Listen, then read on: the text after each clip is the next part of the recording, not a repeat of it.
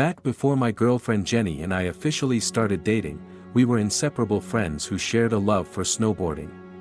Jenny's family owned a cozy cabin in Vermont, not far from Stowe Mountain Resort, and we decided to embark on a weekend snowboarding adventure together. The journey to the cabin was a 5-hour drive, taking us through winding and secluded roads. We felt like we were in our own little world as we passed occasional driveways leading to properties nestled among the trees. It was a remote and tranquil place, seemingly untouched by human presence. Upon reaching the cabin, we quickly settled in and spent the evening watching a movie, enjoying the warmth of the house's heating, but we had to make do without running water. As the night progressed, the snowfall intensified, creating a beautiful winter wonderland outside. The next morning, we woke up early to catch fresh powder on the slopes. However, before we set off, I had to use the outhouse. The cabin's surroundings were pristine and serene, but I couldn't help but notice some big footprints in the snow. Jenny reassured me that they were likely from a black bear, a common sight in the area. After an exhilarating day of snowboarding, we returned to the cabin, and as night fell, we cozied up by the fire with music and drinks. As nature called once more, I decided to venture out to the outhouse again, bracing myself against the snowstorm. Inside, I heard the music suddenly stop, but I didn't think much of it until I noticed fresh footsteps leading toward the house. Curiosity turned to concern, and I rushed back to the cabin, where I found the lights off and Jenny nowhere in sight. I called out her name, worried that she might be in trouble. When she finally opened the door and pulled me inside, she explained that she thought I was the one trying to open the door. It turned out that someone had indeed attempted to enter the cabin while I was in the outhouse. Terrified, Jenny had cut the power and hidden in the dark corner of the living room. She recounted seeing the stranger outside, peering into the living room through the window. In a state of panic, I remembered Jenny's father had kept guns in a secret cellar beneath the floor. I retrieved one of the firearms and prepared to defend ourselves while we waited in the dark silence, unsure of the intruder's intentions. Moments later, we heard the haunting sound of footsteps again. This time, I mustered the courage to confront the intruder. I opened the door and fired several shots into the air, hoping to scare them off.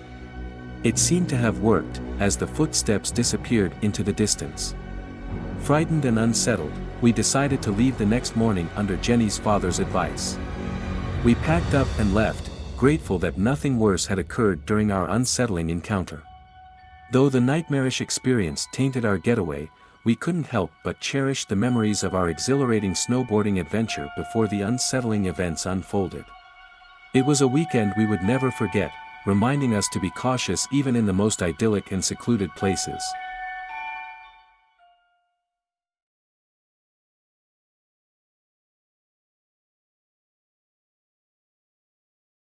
After dedicating nearly 15 years of my life as a bus driver for local suburban kindergartens and elementary schools, I decided it was time for a change.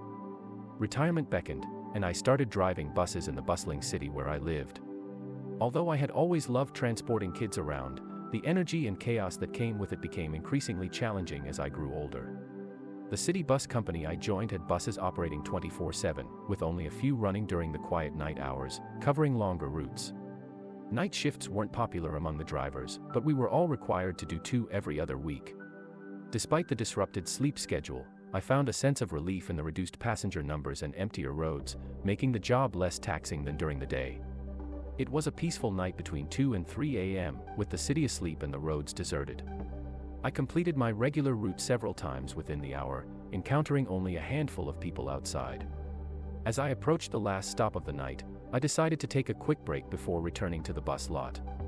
Leaning my head on the back of the seat, I closed my eyes, making sure not to doze off. Suddenly, a noise startled me awake. An olderman stood at the door, gazing at me. I managed an awkward smile and let him in after scanning his bus pass. He walked to the back of the bus and took a seat, seeming distant and disinterested. Assuming he might be wearing earbuds, I continued the drive, stopping at every bus stop as required. Throughout the journey, I noticed him constantly staring ahead, seemingly lost in thought. As we approached the last 2 stops before looping back to the starting point, I anticipated he would leave soon. At the next stop, the man got up and began walking down the aisle, but the way he focused on the floor sent shivers down my spine. When he reached the front, his face twisted with anger and rage, but he didn't say a word.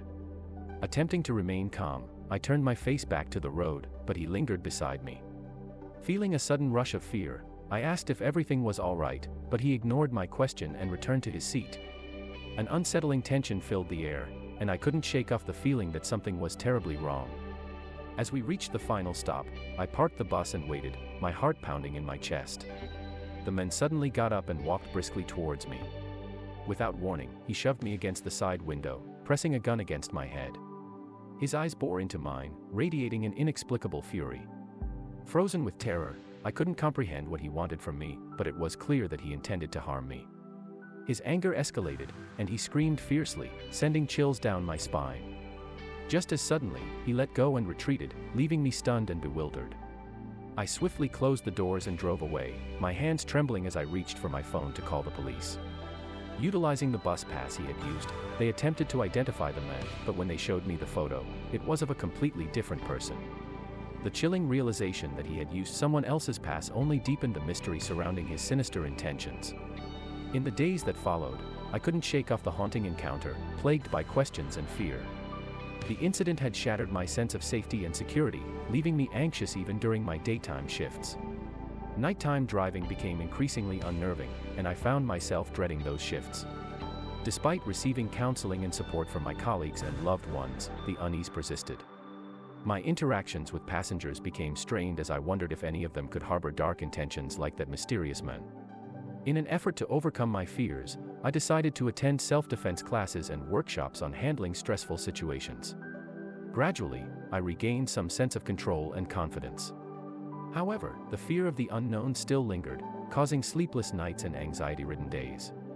To prevent such terrifying incidents in the future, the city bus company implemented stricter security measures, including installing surveillance cameras on all buses and requiring passengers to show a photo ID when boarding. While these measures provided some reassurance, the memory of that night's events remained vivid in my mind. Over time, the eerie encounter became a cautionary tale among my fellow bus drivers, spreading as a chilling reminder of the potential dangers we faced in our line of work. It also led to a renewed appreciation for the importance of personal safety and vigilance while on the job. Despite the passage of time, the events of that fateful night remain etched in my memory, serving as a constant reminder of the darkness that can lurk in the most unexpected places. While I continued to drive buses during the day, I could never fully escape the haunting echoes of that night and the chilling stare of a man who seemed to harbor inexplicable rage and anger.